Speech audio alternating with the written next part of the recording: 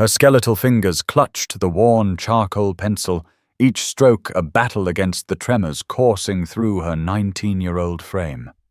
Harper's cardboard sign, weathered and water-stained, proclaimed, "Art for Chemo. Help me fight cancer," in desperate blue marker. The portraits scattered across the damp Pioneer Courthouse Square pavement told stories of hope sketched on recycled paper. All she could afford. Her threadbare jacket hung loose on shoulders that had once been strong, her sneakers split at the seams from countless hours spent on unforgiving concrete. The metallic taste of chemotherapy lingered in her mouth as she fought another wave of nausea, determined to finish just one more drawing before her body gave out. Then Noah Carter appeared with his 8-year-old daughter Lucy, their footsteps slowing as they approached her humble gallery. What this single father did next would defy every rule of logic, shatter the boundaries between stranger and savior, and prove that sometimes the most unthinkable act is the one that changes everything. The October wind carried the scent of roasted coffee from the nearby cart, mixing with the damp earth smell that always followed Portland's morning drizzle. Harper Wells pressed her back against the cold brick wall of the courthouse, her makeshift art studio spread before her like a prayer on concrete. 23 portraits stared back at passers-by, faces she'd drawn from memory, from photographs people had shared, from fleeting glimpses of strangers who'd crossed her path during healthier days. Each piece was priced at $15, a number that felt simultaneously too high and devastatingly low. She'd calculated it obsessively. $15 times 23 pieces would give her $345, enough for exactly 2 weeks of her anti-nausea medication or 3 days of parking at the hospital. Never both.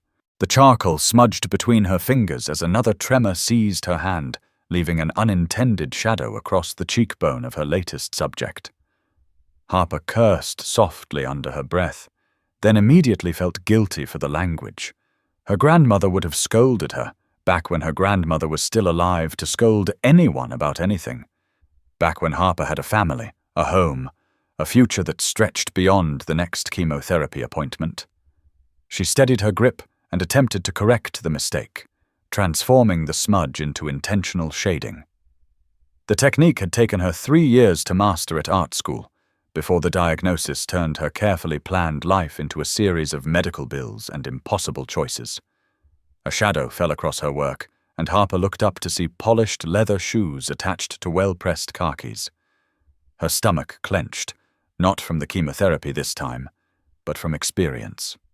Well-dressed people fell into 2 categories: those who hurried past without acknowledgement, and those who stopped to lecture her about getting a real job. Both responses stung in their own way, but the lectures were worse. They required energy she didn't have to defend choices she'd never wanted to make. She braced herself for another speech about personal responsibility and bootstraps, delivered by someone who'd never had to choose between groceries and medication. Instead, she found herself looking up at a man whose eyes held something she hadn't seen directed at her work in months: genuine interest. Noah Carter crouched down to her level, his movements careful and deliberate, as if approaching a frightened animal. His daughter, Lucy, hung back slightly, her small hand gripping her father's jacket sleeve. The child's dark hair was pulled back in a ponytail that had clearly been attempted by masculine hands, neat but slightly lopsided, secured with a rubber band instead of a proper hair tie. There was something achingly familiar about the sight, though Harper couldn't place exactly what. "These are incredible," Noah said quietly, his voice carrying the kind of reverence usually reserved for museum exhibitions. He gestured toward the portrait closest to him, an elderly woman's face Harper had drawn from memory, every wrinkle and laugh line rendered with painstaking detail. "The way you've captured the light in her eyes, it's like she's about to speak."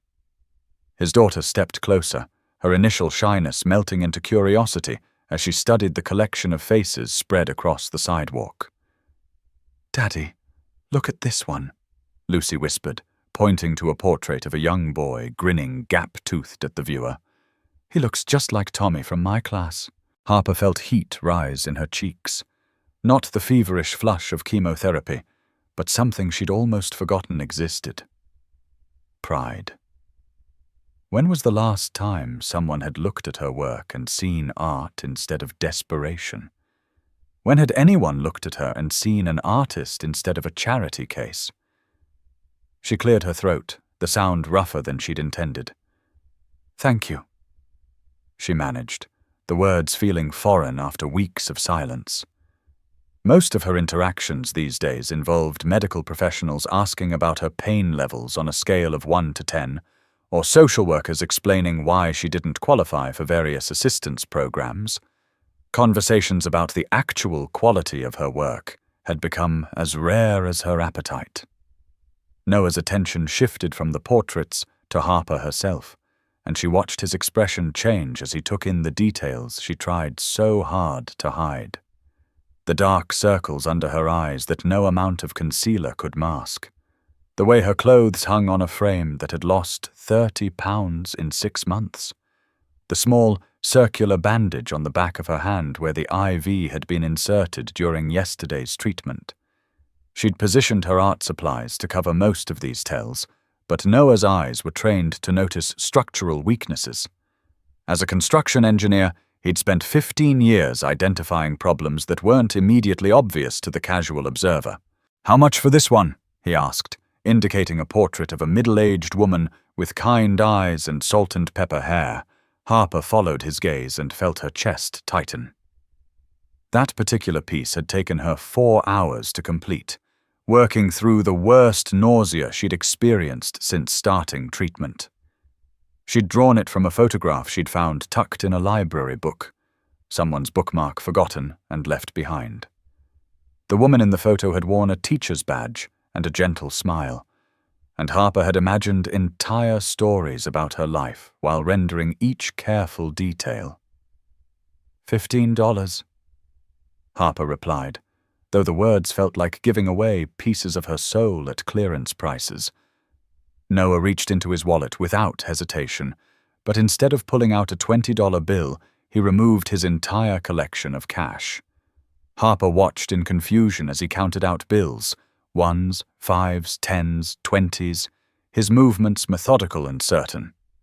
Lucy tugged on his sleeve again, whispering something Harper couldn't hear. Noah nodded at his daughter, then looked back at Harper with an expression she couldn't read. "Actually," he said, his voice steady but somehow charged with electricity, "I'd like to buy all of them." The words hung in the air between them like a challenge to reality itself. Harper blinked, certain she'd misheard. The metallic taste in her mouth intensified, and for a moment she wondered if this was some kind of hallucination brought on by her medication. "I'm sorry, what?" Harper's voice came out as barely a whisper. Around them, the square continued its normal rhythm. Tourists consulting maps, office workers hurrying toward bus stops, street performers setting up for the lunch crowd. But in the small circle where Harper sat surrounded by her art, time seemed to have stopped entirely. Noah's offer hung between them like something too fragile to touch, too impossible to believe. She'd done the math so many times she could recite it in her sleep. 23 pieces at $15 each equaled $345. It was more money than she'd seen in one place since selling her laptop 3 months ago. Noah's hands were steady as he continued counting bills, his expression calm in a way that suggested this wasn't an impulsive decision. "All of them," he repeated, meeting her eyes directly. "These aren't sidewalk sketches. They're professional quality portraits that belong in a gallery, not on concrete." He gestured toward the collection, with the same respect Harper had seen art collectors show toward $1-million paintings. "You're charging $15 for work that should cost 10 times that amount." His daughter Lucy stepped closer, her small fingers trailing along the edge of one portrait without quite touching the paper. "My mom used to paint," she said softly, her voice carrying the particular weight children's voices acquire when they speak of loss. She would have loved these. The mention of his wife, past tense. Harper noticed, sent a wave of understanding through the strange moment. She recognized something in Noah's eyes now, a particular kind of careful gentleness that came from learning to navigate the world after loss. It was the same expression she'd seen in her own mirror during the weeks following her diagnosis, when every normal interaction felt like performing a role she'd forgotten how to play. The difference was that Noah had had time to heal, to build something stable from whatever wreckage he'd survived. Harper was still in the middle of her storm, still fighting to keep her head above water while everything familiar got swept away. "I can't accept that much money," Harper said finally, though every rational part of her brain screamed in protest. $345 would cover her anti-nausea medication for 6 weeks, or her prescription co-pays for 2 months, or groceries for longer than she wanted to calculate. But accepting felt too much like charity, and charity felt too much like giving up the last piece of dignity she had left. "You don't understand. These aren't worth that much. I'm not a real artist anymore. I'm just someone who used to be good at drawing, trying to make rent." The words tasted bitter, but they felt safer than hope. Noah shook his head, his expression growing more determined rather than less. "Value isn't determined by the artist's circumstances," he said, his voice carrying the authority of someone who'd spent years evaluating the worth of things others might overlook. "It's determined by the quality of the work and its impact on the viewer. These pieces move people. They matter. The fact that you need the money doesn't make them worth less. It makes the transaction honest." He held out the stack of bills, his hand remarkably steady for someone making such an extraordinary gesture. "Besides, I'm not buying these out of pity. I'm buying them because my daughter has been asking for months when we could get some real art for our house, and I think we just found it." Lucy nodded enthusiastically, her earlier shyness completely forgotten in her excitement. "Can we hang them in the hallway?" she asked her father, already mentally arranging the portraits along some invisible wall. "And maybe one in my room?" the lady with the nice smile. She pointed to Harper's self-portrait, a piece Harper hadn't even realized she'd included in the display. She'd drawn it during a particularly difficult night, trying to remember what she'd looked like before the illness had carved new lines around her eyes and hollowed out her cheeks. Seeing it through Lucy's eyes, Harper realized she'd unconsciously made herself look happier than she'd felt in months. The transaction felt surreal as Harper watched Noah carefully stack each portrait, treating her recycled paper canvases with the same reverence museum curators showed to priceless artifacts. His movements were precise and respectful, and Harper found herself noticing details about him that had escaped her initial assessment. The way he unconsciously checked on Lucy every few seconds, ensuring she stayed within arm's reach. The slight calluses on his hands that spoke of work that involved more than just blueprints and meetings. The wedding ring he still wore despite his daughter's reference to her mother in past tense.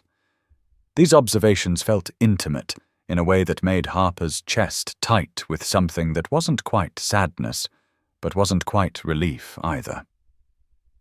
As Noah reached the bottom of the stack, Harper's eyes fell on the cardboard sign that had started this impossible interaction. "Art for Chemo," stared back at her in faded blue marker, the words that had felt like a desperate prayer this morning now seeming almost prophetic.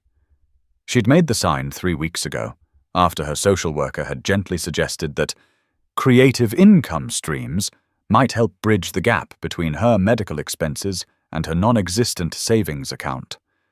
The suggestion had felt like being told to solve drowning by learning to breathe underwater, but desperation had a way of making impossible things seem merely difficult. "There's one more thing," Noah said, reaching into his jacket pocket. For a moment, Harper's imagination ran wild. Was he going to offer her a business card, a commission, some kind of ongoing work that might provide actual stability? Instead, he pulled out an envelope, cream-colored and expensive-looking, with her name written across the front in careful handwriting. "This is from Lucy and me," he explained, though his daughter looked as surprised as Harper felt. "We talked about it on the way over here, and we wanted you to have this regardless of whether you sold us any artwork." The envelope felt substantial in Harper's hands, heavier than paper and ink had any right to be. Inside, Harper found a check made out to her for $2,000, along with a handwritten note that made her eyes blur with tears she'd been holding back for weeks. "Dear Harper," the note began in the same careful handwriting. Lucy's mother was an art teacher before she passed away 3 years ago. She always said that supporting artists wasn't charity, it was an investment in the things that make life beautiful. "We believe your art makes the world more beautiful, and we hope this helps you continue creating for many years to come. You are not alone in this fight. With gratitude and respect, Noah and Lucy Carter." Harper's hands shook as she read the note twice, then a third time, unable to process the magnitude of what was happening. $2,000 plus $345 equaled $2,345, enough to cover her next 4 chemotherapy sessions, her medications for 3 months, and maybe even allow her to rent a small studio space where she could work without worrying about weather or police citations. It was enough to transform her from someone surviving day to day into someone who could plan for next month, maybe even next season. The possibility felt too large to fit inside her chest. "Why?" Harper asked, the word escaping before she could stop it.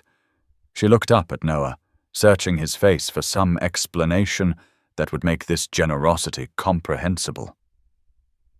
"You don't know me. You don't know if I'm a good person, or if I'll use this money responsibly, or if I'm even telling the truth about being sick." Her voice cracked on the last words, because the truth was that she'd become so accustomed to disbelief that she sometimes wondered if she was imagining her own illness. 3 different doctors and a binder full of test results couldn't always compete with the voice in her head that whispered she was just being dramatic, just looking for attention, just not trying hard enough to get better. Noah's expression softened, and Harper saw Lucy reach for her father's hand with the instinctive comfort of a child who'd learned to recognize emotional storms in adults.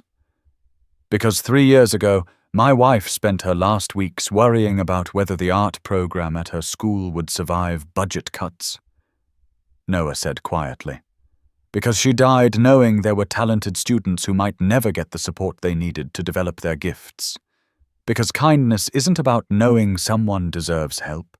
It's about recognizing when you have the power to provide it." He squeezed Lucy's hand, and Harper watched years of shared grief and healing pass between father and daughter in that simple gesture. "Besides," Lucy added with the matter-of-fact wisdom that sometimes emerged from children who'd faced loss too early, "you draw people the way my mom used to look at them, like they're important, like their faces tell stories worth remembering." She pointed to the portrait of the elderly woman that had first caught Noah's attention. "When I look at that lady, I can almost hear her laughing. That's what real art does. It makes you feel things about people you've never met."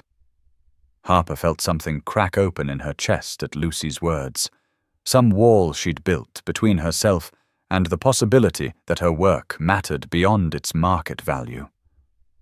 The next hour passed in a blur of logistics that felt more like fantasy than reality. Noah helped Harper carefully wrap each portrait in tissue paper he'd somehow procured from a nearby gift shop, treating each piece with museum-level care.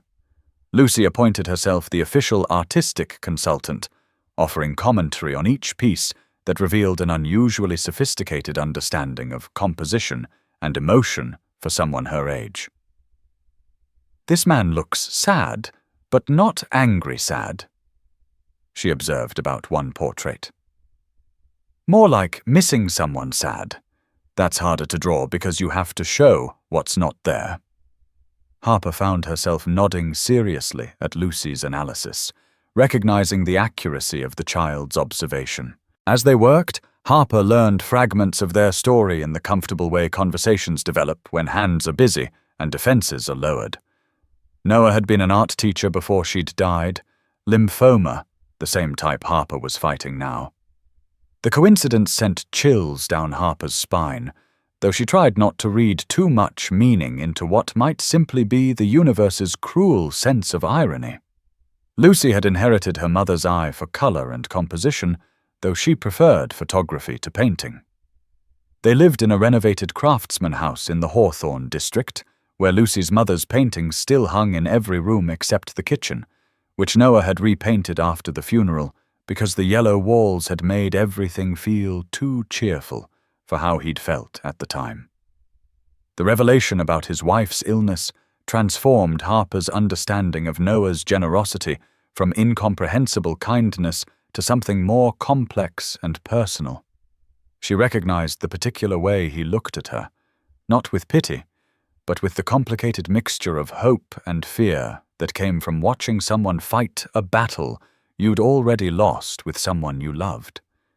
He was investing in her recovery partly because his wife's recovery had been impossible, creating a kind of emotional transaction that had nothing to do with charity and everything to do with the ways people process grief and hope simultaneously. "The doctors say I have a good prognosis," Harper found herself saying as they finished packing the last portrait. She hadn't planned to share medical details with these strangers, but something about their kindness had loosened the careful control she usually maintained over personal information. "Early stage, responding well to treatment. I should be finished with chemotherapy by spring." The words felt strange in her mouth, hopeful in a way she usually reserved for private moments when optimism felt safer. Saying it aloud to Noah and Lucy made the possibility more real somehow, as if their belief in her future could supplement her own fluctuating faith in recovery.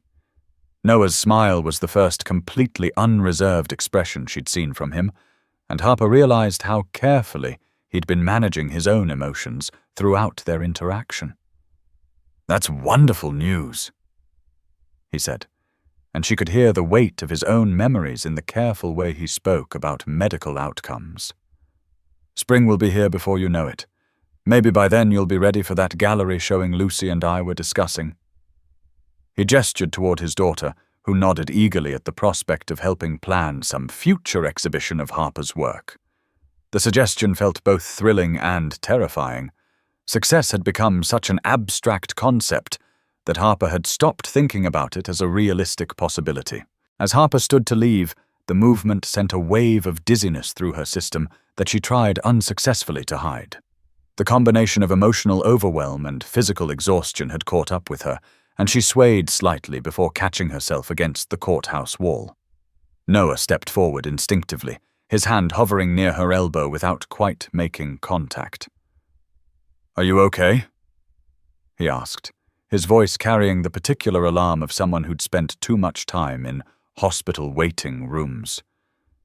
"Do you need us to call someone or drive you somewhere?" The concern in his expression was genuine but careful, respectful of boundaries while offering practical help.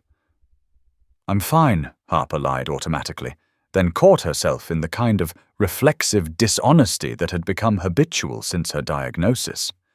People asked how she was feeling constantly, but they rarely wanted accurate answers. The truth was that she felt like she was floating slightly outside her body, that the simple act of sitting on concrete for 3 hours had left her bones aching in ways that made her feel decades older than 19. But she also felt something else, a lightness that had nothing to do with physical symptoms and everything to do with the envelope tucked carefully in her jacket pocket. "Actually, I feel better than I have in months," she said, and this time the words were completely honest. Noah seemed to understand the distinction, nodding in a way that suggested he'd learned to recognize the difference between medical truth and emotional truth during his own family's medical journey. "Will you be here next week?" he asked, and Harper realized the question contained multiple layers. He was asking about her health, her business, her intention to continue fighting both the illness and the circumstances that had led her to selling art on sidewalks. Because Lucy has been working on some drawings of her own, and I think she'd love to show them to someone who would understand what she's trying to accomplish. The invitation felt like a gift separate from the money, an acknowledgement that Harper had something to offer beyond her need for help. Lucy's face lit up at her father's suggestion, and Harper caught a glimpse of the excited, artistic child she might have been before loss taught her to be more careful with her emotions. "Really?" Lucy asked her father, then turned to Harper with an expression of hopeful shyness. "They're not very good yet, but I've been practicing the eye technique you use. I think I'm getting better at making people look like they're thinking about something important."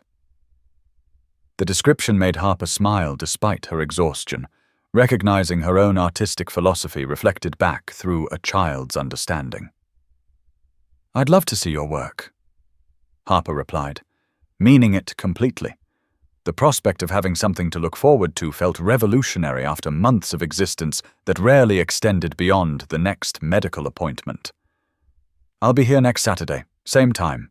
Maybe I'll have some new pieces to show you too." The promise felt like planting seeds in ground that might finally be fertile enough to support growth. For the first time since her diagnosis, Harper found herself thinking about creating art for reasons beyond immediate financial necessity. As the Carter family prepared to leave, Harper watched them with the keen observational skills that had made her a good portrait artist. The way Noah unconsciously adjusted his stride to match Lucy's shorter steps. The way Lucy chattered about which portrait she wanted to hang in her bedroom, her earlier solemnity replaced by the natural enthusiasm of someone her age. The way they both turned back to wave at Harper before disappearing into the crowd, as if she'd become someone worth remembering rather than just a transaction to be completed and forgotten. Alone again in the square, Harper carefully counted the money Noah had given her, not because she doubted its reality, but because handling the bills made the impossible morning feel more concrete. $2,345 represented more than financial relief. It represented the difference between surviving and living, between existing day to day and being able to plan for a future that extended beyond her next chemotherapy appointment.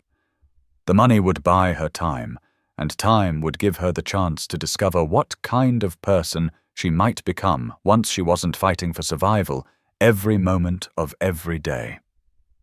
The envelope from Noah and Lucy felt warm in her hands. As she read their note one more time, the phrase, "You are not alone in this fight," seemed to echo in the October air, mixing with the sounds of normal life continuing around her.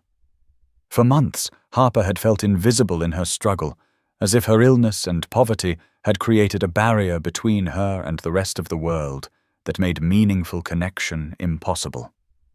But Noah and Lucy had seen her, not just her need, but her talent, her worth, her potential for recovery and future success. They had invested in her not as a charity case, but as an artist worth supporting.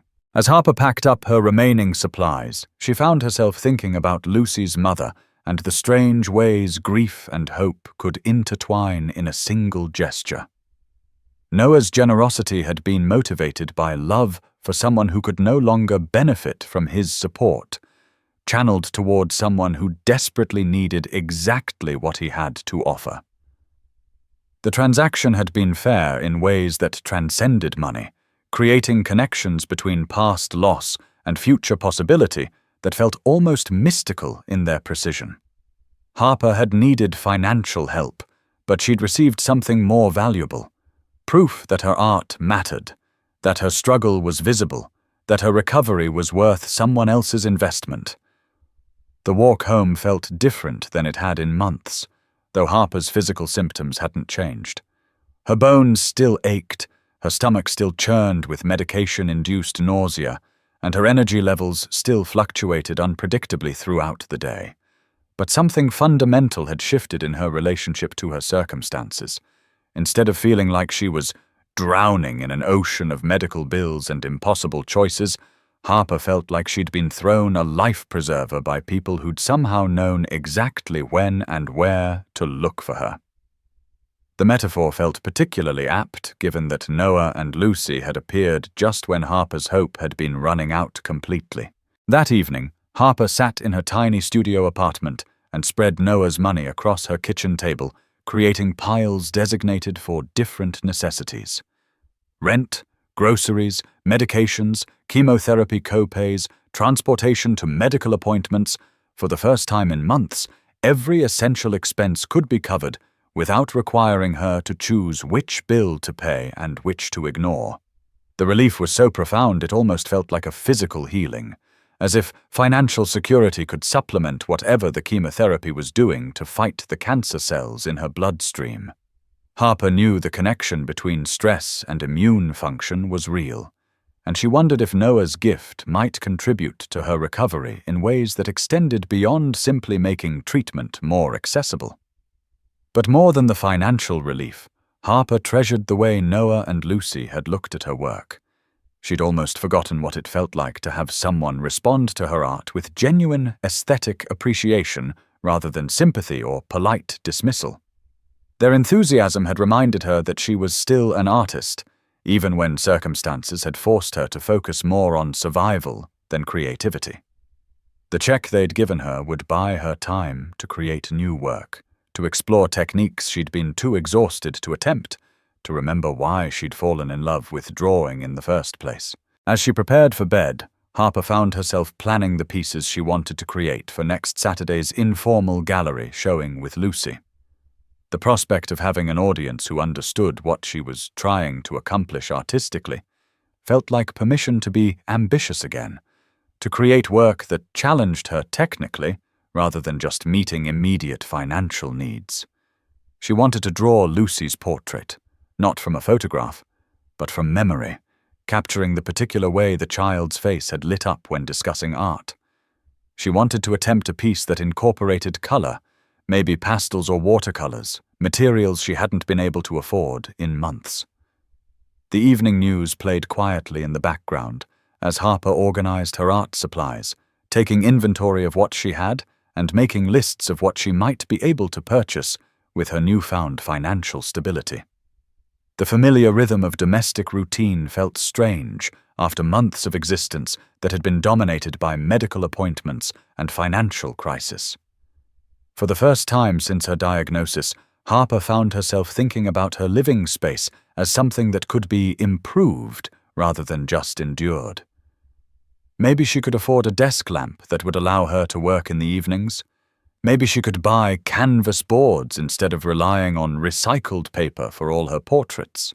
As she drifted off to sleep, Harper's mind wandered to the stories she'd imagined about the faces she'd drawn from photographs and memory. Tomorrow she would start working on new portraits. But these would be drawn from hope rather than desperation, created because she wanted to capture beauty rather than because she needed to generate immediate income. The shift in motivation felt as significant as any medical milestone she'd achieved during her treatment. Noah and Lucy had given her more than money. They'd given her back her identity as an artist who created because she loved the work, not just because she needed to survive. 3 months later, Harper's apartment had been transformed into something resembling an actual artist's studio. The easel Noah had helped her select stood near the window where natural light fell across her work surface most of the day. Finished portraits lined the walls, some commissioned pieces, others created simply because particular faces had captured her imagination. The cardboard sign that had started everything was framed and hanging near her bed, not as a reminder of desperation, but as evidence of how quickly circumstances could change when hope met opportunity in exactly the right moment. Her relationship with Noah and Lucy had evolved into something resembling family, though none of them had ever used that word explicitly. Saturday mornings in Pioneer Square had become informal art lessons, where Harper taught Lucy advanced techniques, while Noah provided enthusiastic commentary and occasional constructive criticism. Lucy's portraits had improved dramatically, developing a style that combined her mother's instinct for color with Harper's attention to emotional detail. The three of them had created their own small community, centered around shared appreciation for the ways art could capture and preserve the essence of human experience. Harper's medical prognosis remained positive, with her oncologist expressing cautious optimism about her response to treatment. The financial stability Noah's gift had provided had allowed her to focus on recovery without the constant stress of choosing between medical care and basic survival needs. She'd gained back 15 pounds since, her energy levels had stabilized, and for the first time since her diagnosis, she'd begun making plans that extended beyond the next few months. Her artwork had found an audience through word-of-mouth recommendations from Noah's social network, leading to several commissions that paid enough to sustain her modest lifestyle without requiring her to return to sidewalk sales. On this particular Saturday morning, Harper was putting finishing touches on a portrait she'd been working on for weeks. A detailed charcoal drawing of Noah and Lucy together, captured in one of their quieter moments when they thought no one was watching. She'd drawn them sitting on a park bench, Lucy leaning against her father's shoulder while he read aloud from a book about famous artists throughout history. The portrait was intended as a thank you gift, though Harper knew no single artwork could adequately express her gratitude for the way they'd changed her life's trajectory with a single act of unprecedented generosity. As she worked, Harper reflected on the ways that accepting help had required her to fundamentally reconsider her understanding of independence and self-sufficiency. She'd been raised to believe that needing assistance was a sign of failure, that true strength meant handling every challenge alone. But Noah and Lucy had shown her that accepting support could be an act of courage rather than weakness, particularly when that support came with respect for her dignity and recognition of her intrinsic worth. Their investment in her recovery had allowed her to become more herself, not less, creating space for her talents to flourish rather than just survive. The sound of familiar voices drew Harper's attention to the window, where she could see Noah and Lucy approaching the square with their weekly ritual of coffee and hot chocolate from the cart near the courthouse steps. Lucy was carrying a portfolio case that looked professionally made, a recent upgrade from the backpack she'd been using to transport her artwork. Harper smiled at the sight, remembering her own first real art supplies and the way having proper materials had made her feel like her work deserved to be taken seriously. Small improvements in circumstances could create enormous shifts in self-perception, she'd learned. Harper gathered her own portfolio and headed downstairs to meet them, her movements steady and sure in ways that would have been impossible 3 months earlier. The October air still carried the scent of coffee and damp earth, but now these smells triggered memories of hope rather than desperation. As she approached Noah and Lucy, Harper felt the particular satisfaction that came from honoring commitments to people who had honored their commitments to her. She had work to show them, progress to report, plans to discuss for the informal exhibition they'd been organizing for December. "How are you feeling today?" Noah asked, the question carrying the weight of someone who'd learned to pay attention to both medical and emotional weather patterns. But his tone was casual rather than worried, suggesting confidence in Harper's stability that matched her own growing sense of security. "Ready to see what Lucy's been working on this week? I think she's figured out something important about depicting movement in still portraits."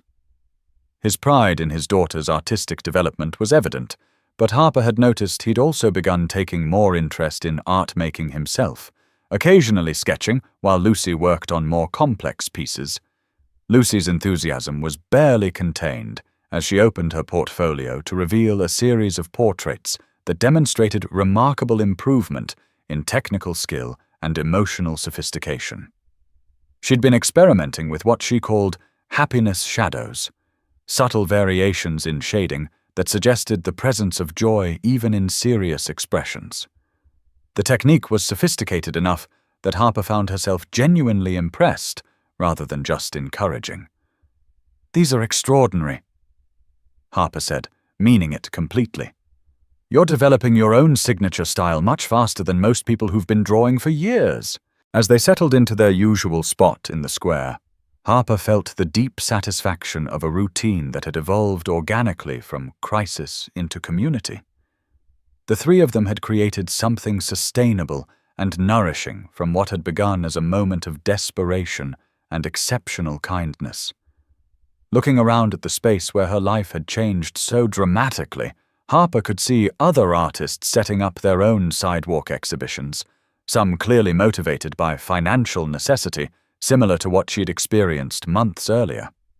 She made a mental note to stop by their displays later, knowing firsthand how much difference a few sales could make in someone's ability to continue pursuing their creative work. "I've been thinking about something," Harper said as they arranged their artwork for the informal Saturday, showing that had become a neighborhood attraction. "What would you think about making this more official? Maybe organizing a monthly art market here in the square, with booths for local artists and a small commission that goes towards supporting people who need help accessing art supplies or studio space?" The idea had been developing in her mind for weeks, inspired by her own experience of receiving support at exactly the moment when she'd most needed it. Noah's expression suggested he'd been considering similar possibilities, and Harper realized his original generosity had probably been motivated partly by larger concerns about how communities could better support their artists. "I think that's a brilliant idea," he said, his voice carrying the enthusiasm of someone who'd found a project worthy of his organizational skills. "I know several people who would be interested in helping fund something like that, and Lucy could be our official artistic consultant." His suggestion that they work together on the project felt like the natural evolution of their relationship from individual crisis intervention to collaborative community building. Lucy's face lit up at the prospect of taking an official role in supporting other young artists, and Harper could see echoes of her mother's teaching instincts in the child's immediate enthusiasm for helping others develop their creative abilities. "Could we have workshops too?" Lucy asked, her mind clearly racing with possibilities. "Like, where experienced artists teach techniques to people who are just starting. I bet there are lots of kids who want to learn but don't know where to begin." Her suggestion demonstrated the kind of systemic thinking that would make their project more than just a market. It could become an actual resource for artistic education and community development. As Harper listened to Noah and Lucy brainstorm possibilities for expanding their informal art community into something more substantial and sustainable, she felt a profound sense of completion that had nothing to do with her medical treatment or financial stability. The crisis that had led her to sell artwork on sidewalks had transformed into an opportunity to create exactly the kind of support system she wished had existed when she'd first been diagnosed. Her own experience of receiving help at a crucial moment had taught her both how to accept generosity gracefully and how to extend it effectively to others facing similar challenges. The afternoon sun slanted across the square as other artists and admirers began gathering around their usual spot, drawn by the weekly ritual that had grown from Harper's original desperation into something resembling a small cultural institution. Children pointed at portraits while their parents asked questions about technique and pricing. Teenagers with sketchbooks studied Harper's shading methods and Lucy's innovative approaches to capturing emotion. Amateur photographers documented the informal gallery, recognizing something worth preserving in the community that had formed around shared appreciation for handmade beauty. As Harper watched Noah help an elderly man select a portrait that reminded him of his late wife, and Lucy explain her artistic process to a group of curious middle schoolers, she felt the particular satisfaction that comes from witnessing good intentions multiply exponentially beyond their original scope. What had begun as a single act of extraordinary kindness had created ripple effects that were still expanding, touching lives in ways that none of them could have predicted when they'd first met 3 months earlier. The evening light was beginning to shift toward gold when they packed up their artwork for the day, their portfolios heavier with new pieces and their pockets lighter from successful sales to the steady stream of collectors who'd begun anticipating their Saturday exhibitions. As they prepared to part ways, Noah and Lucy heading home to hang new acquisitions, Harper returning to her studio to work on commissions that would sustain her through the winter months, Harper felt compelled to articulate something that had been building in her chest all afternoon. "I need you both to know," she said, her voice carrying the weight of months of reflection, "that what you did for me wasn't just about money or artwork. You saved my life, but more than that, you helped me remember who I was before I got sick. You gave me back my identity as an artist, and that's what made everything else possible." The words felt inadequate for the magnitude of what she wanted to express, but Harper could see in their expressions that Noah and Lucy understood the depth of her gratitude, even when language failed to capture it completely. Noah's response was characteristically understated but deeply felt. "You did the saving yourself," he said quietly. "We just happened to be in the right place at the right time to recognize what you were capable of accomplishing with a little support. The talent, the determination, the courage to keep creating even when everything else was falling apart. That was all you." His words carried the wisdom of someone who'd learned to distinguish between the support that enables recovery and the inner strength that makes recovery possible in the first place. Lucy's contribution was more direct and somehow more profound for its simplicity. "You taught me that being an artist means seeing people the way they really are," she said, her young voice carrying surprising authority. "Not just how they look on the outside, but who they are on the inside. That's why your portraits make people feel seen. That's why Dad and I knew we wanted to help you keep making them." Her analysis of Harper's artistic gift was more accurate than reviews from professional critics, delivered with the clarity that sometimes emerged from children who'd learned to pay attention to emotional truth. As they walked away from the square together, their footsteps echoing on the concrete, where Harper had once sat alone with her desperate cardboard sign, all three of them carried the satisfaction of work that mattered, extending far beyond individual benefit. They'd created something sustainable and generative from what had begun as a moment of crisis, proving that communities could be built from single acts of recognition and support. The art market they were planning would provide structure for what they'd discovered organically, that creativity flourished when people felt seen, supported, and connected to something larger than their individual struggles. Months later, when Harper's cancer was officially in remission and her artwork was hanging in galleries throughout the Pacific Northwest, she would often return to Pioneer Square on Saturday mornings to help other artists navigate the transition from survival to sustainability. The monthly art market had become a regional attraction, drawing visitors from across Oregon and Washington who came not just to purchase artwork, but to participate in a community that valued creativity and mutual support above commercial success. Harper's story had become part of the market's mythology, inspiring other acts of extraordinary generosity that rippled outward in ways that continued to surprise everyone involved. But on this particular evening, as autumn light faded into early winter darkness, Harper simply felt grateful for the unexpected ways that crisis could transform into opportunity when met with the right combination of courage and kindness. Noah's unthinkable act of buying all her artwork had been motivated by recognition of her talent and empathy for her struggle, but its ultimate impact had extended far beyond either of their original intentions.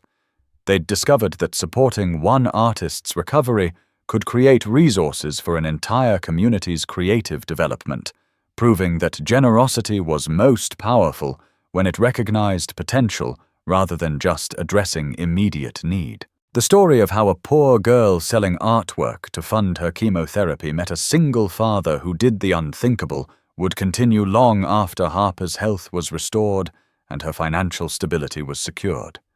It would live on in the monthly art markets that brought communities together around shared appreciation for handmade beauty.